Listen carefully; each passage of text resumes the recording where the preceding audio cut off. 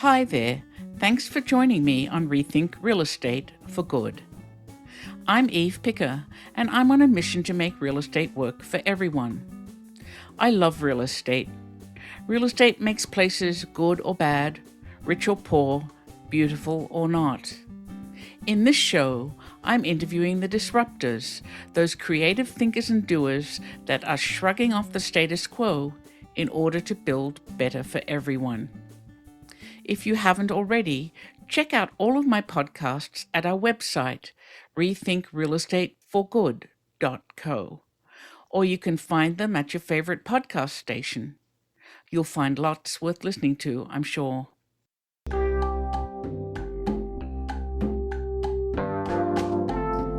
going to point you back to one of our golden oldies today because it's been an insanely popular podcast. If you missed it, here's another chance to listen. Sam Ruben is passionate with a capital P about sustainability. Sustainability is not just a moral principle for Sam. He believes that as a core value, it can improve the bottom line and increase the brand value of any company. And Sam is living this belief. Today he is Chief Sustainability Officer and co-founder of Mighty Buildings, a company that offers 100% digital prefabrication of its modern ADUs and kits. In the first 3 years of their existence, Mighty Buildings developed a breakthrough material that can be printed into any shape, a series of ADUs with a growing order list and a house kit of parts. Now deploying a Series B round of funding, their goal is to manufacture thousands of houses through the 3D printing material in thousands of locations globally within the next 10 years, reducing waste and energy and helping to house people quickly, affordably, and beautifully. If you'd like to join me in my quest to rethink real estate, there are 2 simple things you can do. Share this podcast and go to rethinkrealestateforgood.co, where you can subscribe to be the first to hear about my podcasts, blog posts, and other goodies.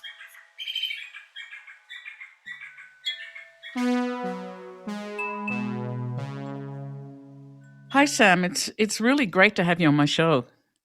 Yeah, really appreciate the opportunity. So I think you are thinking real estate to the nth degree with your company, Mighty Buildings, which is really such a great name for a company.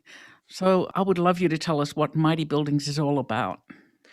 Yeah, so Mighty Buildings, we're a Oakland-based construction technology company that has a mission to create beautiful, affordable, and sustainable housing using 3D printing and robotics. So what we've done is we've developed a unique material and unique printing process so we're not using cement. We've developed a material, it's called lightstone. So it's essentially a synthetic stone, but we don't have silica, so we don't have to worry about those health impacts.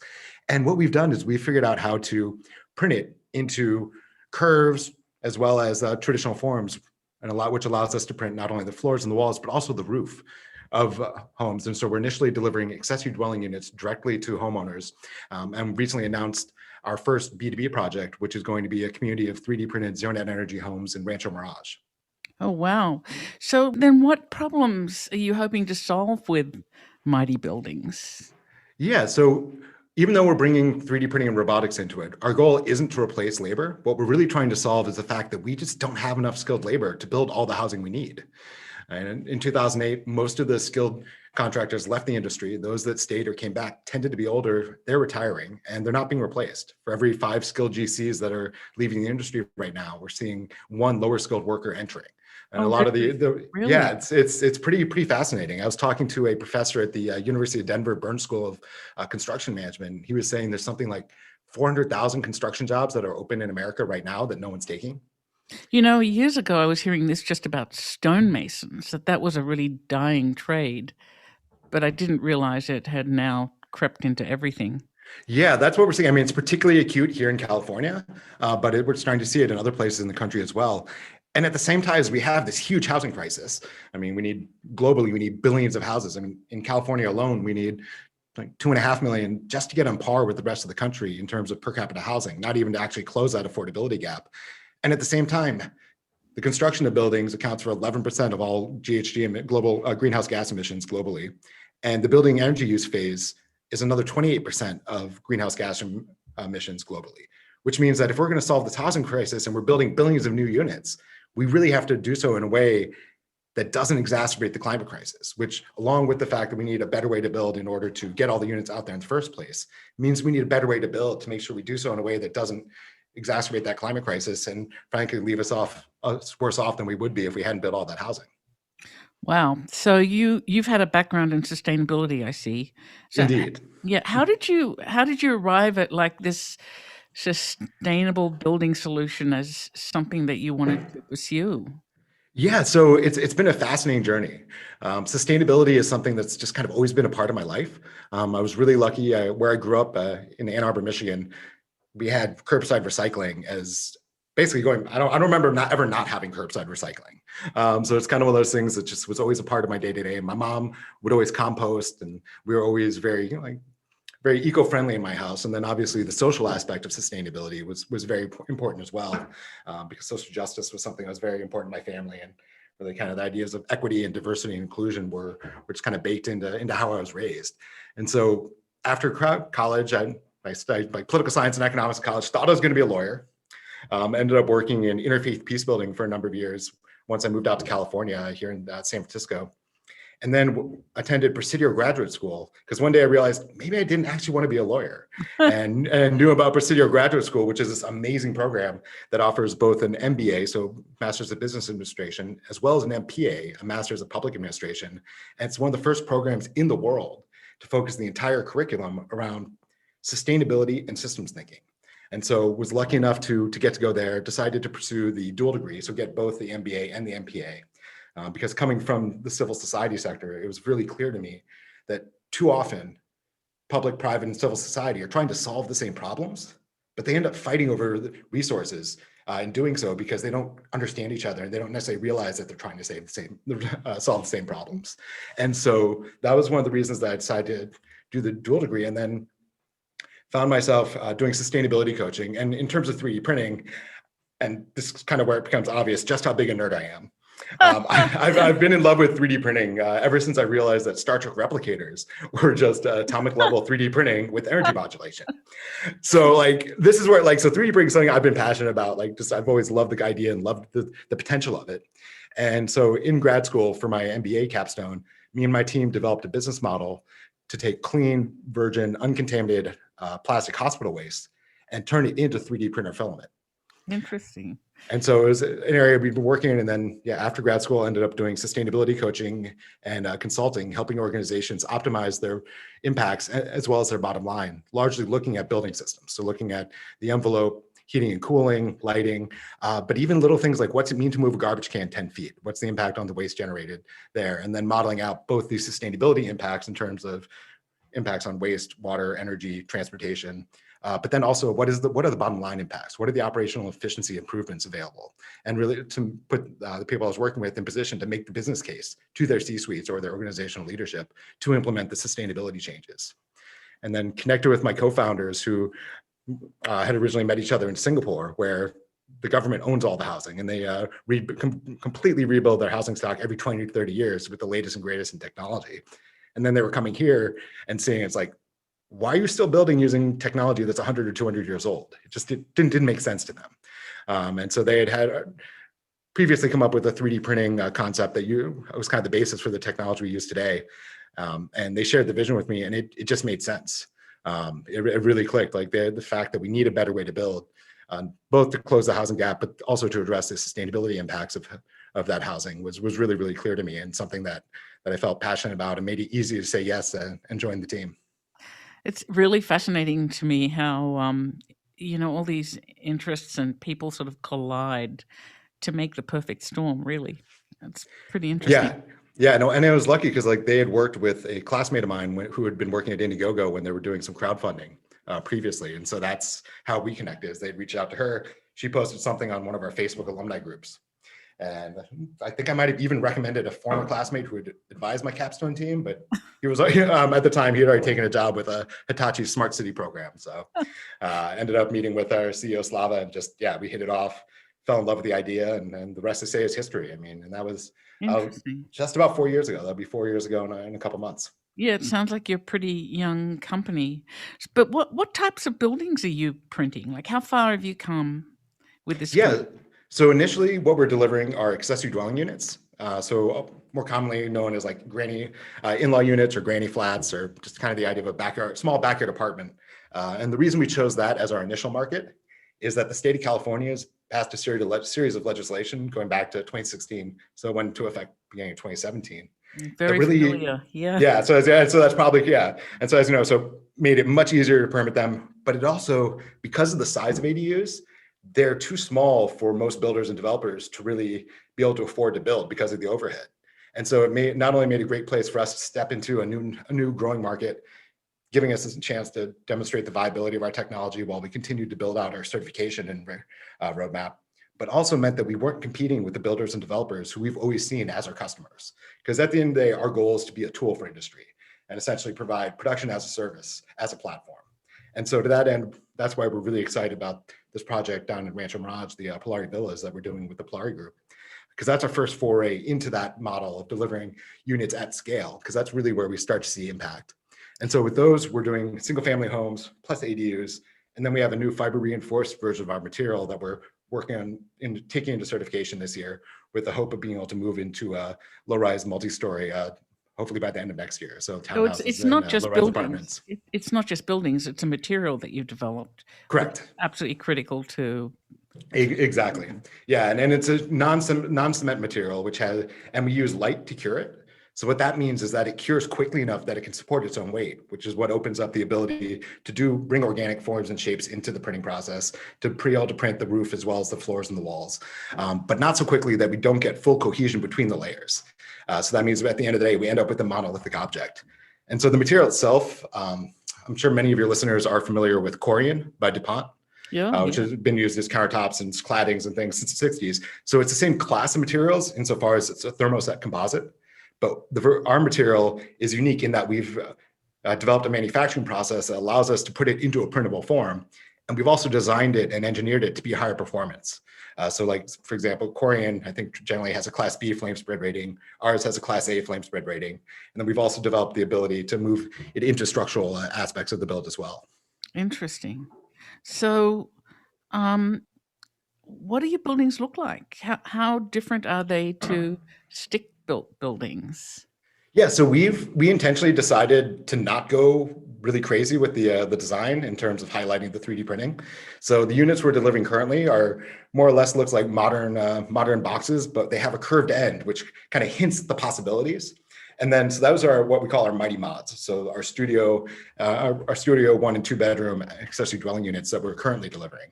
And then our next product line, which is based off of our Mighty Kit system, which is essentially a Sears Kit home, but made with 3D printed components. The first unit. That's one I want to get. Yeah, and that's what the Polari project is. And so the first product line that we developed with that is called the Mighty House line. And those were designed with EYRC Architects, which is one of the nation's leading modern design firms. So those have a real modern feel to them. Part of why Coachella Valley was a perfect location for the first deployment at scale, because it's the heart of modernism. And so it was really, really great to have a chance to have one of our first big projects right there. So I have to talk about building codes then, because Indeed. that must be pretty horrendous trying to convince your local building department that a little building like this, using this technology, complies with all regulations. Yeah, no, great question. And obviously, because we're bringing something unique into the space, it's been really, really important to us from the beginning that we are addressing the regulatory and safety side of things. Because I mean, as you're well aware, I mean, building codes are written in blood. They exist because things went wrong and people died. And like, I mean, that's the sad truth about it. And so that's why we have so much respect for them. And that's also part of why we stayed in stealth mode for the first 3 years of our existence and didn't really start to talk about what we were doing until last August. Was that we wanted to take the time to really be working on the regulatory side. And so we've been partnering with UL Underwriters Laboratories. And the reason we chose UL as our evaluation and certification partner instead of the International Code Council or IAPMO or Aerotech or some of these other evaluation services that are out there is that UL not only has over 100 years of building life safety experience, they also have some of the world's leading additive manufacturing experts, which means that they're uniquely situated to really understand our technology in order to see what does it look like to demonstrate code compliance. And so what's come out of that process is a new standard, which is the world's first standard for 3D printed construction, UL 3401. That's Oh, also, yeah, and even what is greater, it? which, UL 3401? correct, yeah, UL 3401. I believe the full title is Outline of Investigation for 3D printed construction. Um, and what's really, really exciting is that that has since been used as the basis for Appendix AW in the 2021 International Residential Code update that'll go into effect next year. So that means we've actually helped get 3D printing into the building code in actually pretty much less than 3 years. And so with the new update, once that's published, jurisdictions will be able to take that appendix and plug it into their code because it is an adoptable appendix. And even those that don't formally adopt it will have that opportunity to look to it for guidance as we start seeing more and more 3D printed homes coming to the market. So And so, does that mean that the tiny little town where I have a little cottage that I like to stay at from time to time that has very, very old-fashioned and conservative building codes, that I might actually be able to buy a piece of land and put one of your 3D printed buildings in there next year sometime? yeah, well, and potentially you could even do it now, because one of the cool things is that in the meantime, we're able to operate under the alternative means and methods portion of the code, which allows you to build pretty much anything in any way, as long as a building official approves it. And so as long as you're able to demonstrate and provide all the information necessary for them to feel confident that it will have the safety and compliance. And so in that, so what we've been doing there is actually working with the state of California through the Housing and Community Development's Factory Built Housing Program, which allows us to certify our units and effectively get our building permit from the state. So we work with a third-party design approval agency that's certified by the state, and they do all the code reviews. So for all of our units, so that means we get to work with a single design approval agency instead of having to convince each local AHJ. And then we have in-factory inspections by another third-party that's certified by the state as a quality assurance agency. And so that basically takes care of the inspections that would normally happen on site, but can't because we're building in a factory. So that means when we get to the local municipality, it's really about getting the permits for the site work, foundation, utilities, all that, as well as going through the plan check for zoning purposes. Interesting. So are you the kit of parts that you've developed, are you planning to ship that nationally? So yeah, so for what we're actually planning on doing is having a distributed network of factories, because for a lot of reasons. One, it does not make sense to ship California construction costs out of the state. Because we have one of the highest cost structures of anywhere in the world.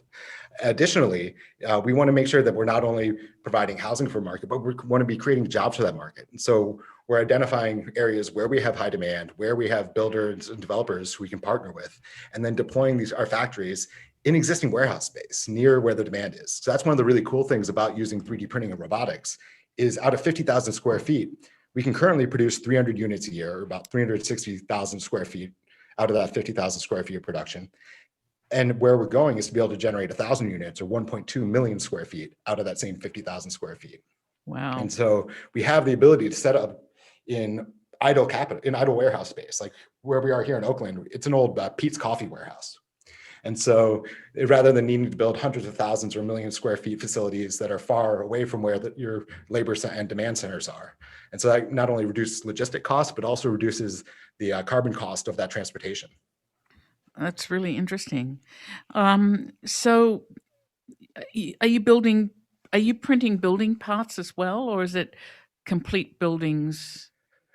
Yeah, so we have the ability to do fully printed shells. And if people go to our YouTube channel, they'll see one of our studios that we have fully printed. But most of the ones we're delivering currently are actually a hybrid. So they have a 3D printed curved wall combined with a traditional steel frame box. And the reason for that is that, as we've noted, the building industry is understandably, and the building officials are understandably conservative because of the nature of the code being written in blood. And so for us, we've been moving incrementally to make it as easy as possible to get that code approval at every step of the way, while we continue to expand out their certification and testing portfolio, which takes time because many of these tests have backlogs as long as 6 months or more.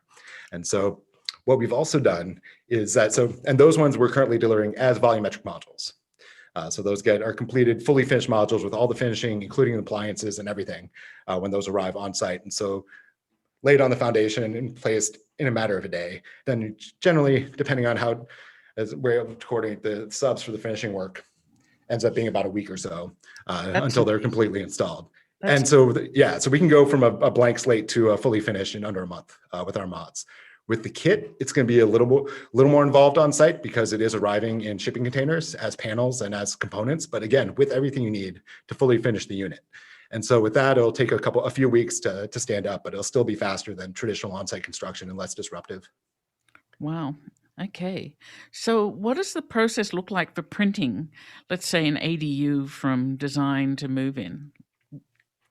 Yeah, so currently we're offering us kind of a set number of designs that we have. So again, obviously taking advantage of prefabrication, in which having some limited customization is going to make the most sense. It's like the old-fashioned Sears blueprints, right?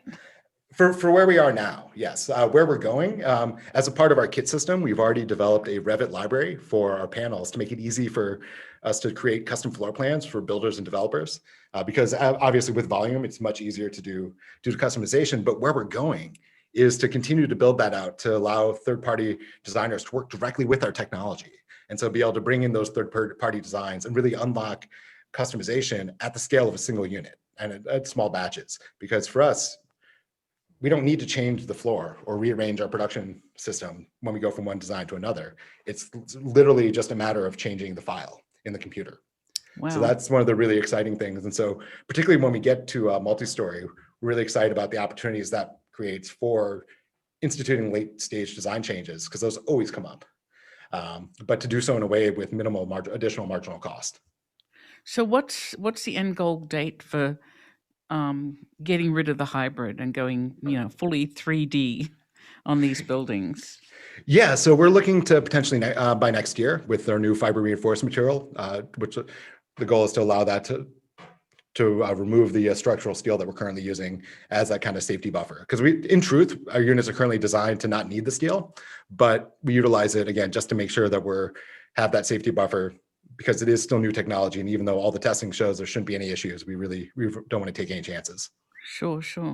So where are you printing now? You said you had 50,000 square feet. Yeah, so so the whole facility here in Oakland is about 79,000 square feet. Of that, 50,000 is production floor. And the rest is our offices and material storage. You came out of stealth mode last year. How many people on your team? Yeah, so we have a pretty large team, and we just closed our Series B. So we're in the process of expanding our team, but we've got about 30 people here in Oakland. And then we've actually got about over 100 people at our research and development facility in Moscow. So that's kind of been one of the secrets to how fast we've been able to move and how fast we've been able to develop this technology, is that we have overseas research. It was originally in Siberia in a city called Tomsk, which is kind of like the Boston of Russia, because it's got similar number of students per capita to Boston and 3 of the top 10 universities in the country. And the reason we have that is that all 3 of my co-founders are originally from Russia, though they all connected in Singapore, and then I connected with them here. And we are headquartered here in Oakland. We are a US company. This is our target market, but having that research and development there allows us to have a much larger team doing some amazing work than we could if we had that R&D based here in the US, particularly here in the Bay Area. Yes, that's a pretty interesting model and example of partnership between Russia and the US. Yeah, well, I mean, it really speaks to the fact that there are good people with good ideas everywhere. That is true, yeah. And I mean, obviously we're always paying attention to what's happening at the global level between the governments, but that's something you do anyway when you're looking at supply chain concerns. So it's one of those things that obviously we're paying attention to see how it might potentially impact us, but thus far we really haven't seen any impacts. And the biggest have been just visas. So it's been probably the biggest impact in some of the difficulties there, but no real issues in that regard. So you got a Series B round. What are your plans for scale? Yeah, so what's your big hairy goal, audacious goal? Well, our audacious goal is to hopefully within 10 years to have mighty factories sprout across the globe, starting here in the US and then moving into other countries. We already have interest from the Middle East, Europe, Southeast Asia. And so having these across the globe generating 1,000 or more units every year. So across mighty buildings, helping support some of the biggest builders in the world to build more with their existing labor, but to do so in a way that provides zero net energy homes, so minimizing the carbon impacts of the energy use phase, but it also zero waste construction. So really eliminating that 3 to 5 pounds per square foot that goes to landfill in a traditional build. And we've also committed to being carbon neutral by 2028, 22 years ahead of the broader industry, with the secondary goal of achieving carbon negativity by 2040.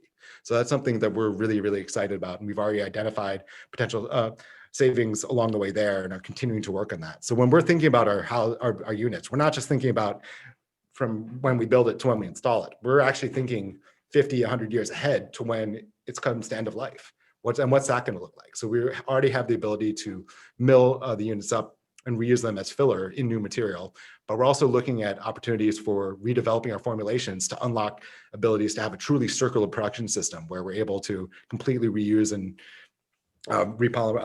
break down the components so that we can fully avoid landfill, because it's so important to us that we're doing everything we can to minimize and mitigate the impacts of new buildings on climate, because that's such a crucial thing, and because it can't be any either or. It really has to be a both and with any solution that we're looking at as a society. So are you planning your own mighty building to live in? Eventually, if I can ever afford to own property in California. No, actually, we have there's my mother recently passed, and so my brother, cousin, and I now share some property in Western Massachusetts that we're looking at potentially putting a unit on. Oh, fun. So one final question for you, because this has been fascinating. I'm just wondering if there are any other current trends or innovations in real estate development or construction that you think are really important for the future beyond what you're doing with mighty buildings. Yeah, well, as I've spoken to, I mean, I think it's imperative that we as a society figure out how to, well, so there's a couple areas. One is obviously the sustainability of the structures. And honestly, I'd like to go back past sustainability into resilience and regeneration, because that's really where the conversation needs to be, is how do we make housing units that are going to be resilient to the changes that are already coming down the pipeline, while also being a part of the solution in terms of regenerating the ecosystem, whether that's through carbon sequestration built into the units or other opportunities. So that's one huge area, because whether it's us or anyone else, we need to build all those units, but we have to be thinking about the impacts on the climate crisis when we're doing so, or else we're going to be in a lot of even more trouble than we are. Additionally, looking at what does it mean to, and this is obviously a broader societal issue that comes up whenever we talk about automation and robotics, which is how do we as a society want to embrace the potential benefits of automation and technology. And so there's that. It's been great seeing some of the work happening around like universal basic income and some of these other models that began to decouple work from worth. Because I mean, Buckminster Fuller back in the 1950s was talking about how we had technology such that one person could do the job of 10,000. We should be freeing those other 9,999 to do the things that further humanity. And that's even more true today with the advances we've seen. So there's huge opportunity as a society for us to be thinking about what does it mean to embrace technology in a way that allows us to solve some of these really, really big problems, while also taking into account the potential negative consequences, because technology is neither good nor bad. It comes down to how do we as a society choose to use it. So that's another area. And then more broadly, I'm really excited about what we're seeing in terms of shifts in prefabrication and offsite construction here in the United States. You may or may not be aware about the new Advanced Building Construction Collaborative that's going to be kicked off shortly. But it's the Department of Energy, Rocky Mountain Institute, and some others are convening this amazing effort that's essentially a parallel to what was done in the 1990s for the silicon wafer chips for the semiconductor industry and microchips, where the Department of Energy basically put a lot of money into jumpstarting the industry in the face of competition from Taiwan and other places, and kept the US as a leader there. And they're looking to do the same thing for offsite construction. Because not only are we seeing some amazing buildings being built with really great modules from Poland and China, but as we've seen with the current pandemic and some of the issues in global trade, we're really running into issues with getting those units here and having global trade happen the way we're used to. So it's more imperative than ever that we're really identifying ways that we can unlock that capacity here in the United States to be able to generate all those homes, because that also is going to have a huge impact on the sustainability of that construction in terms of the carbon associated with the transport. So I'd say those three areas are three big ones I'm really excited about, and it's conversations that are ongoing, but that we need more and more people thinking about and engaging with, I think, because there's so many good ideas out there, and the problems are so big that I don't think there's any one one solution that's really going to be able to solve it for everyone. No, I think that's true. I think we've all got to chip away in lots of different ways. Well, thank you very much for the conversation. I can hear the excitement in your voice, and I'm incredibly excited now too. I'm going to go to your website and check out that little house that's a kit of parts. Wonderful. Well, thank you so much for the opportunity. I mean, really enjoyed the conversation. You had some great questions, and yeah, it was a pleasure. I'm really looking forward to see where you go. It's a big goal. Thank you. Oh, thank you. Well, the best ones have to be audacious, or else we don't get the change we need. That's right.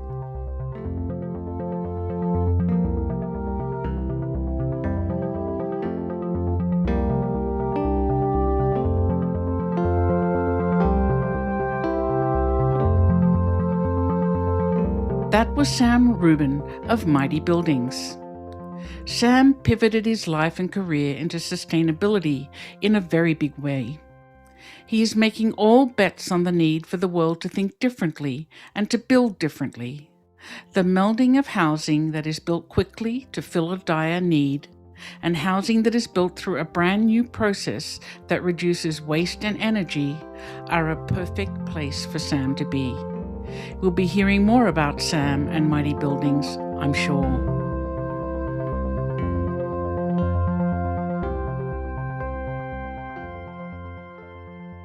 You can find out more about this episode or others you might have missed on the show notes page at our website, rethinkrealestateforgood.co. There's lots to listen to there. A special thanks to David Allardyce for his excellent editing of this podcast and original music. And thanks to you for spending your time with me today. We'll talk again soon, but for now, this is Eve Picker signing off to go make some change.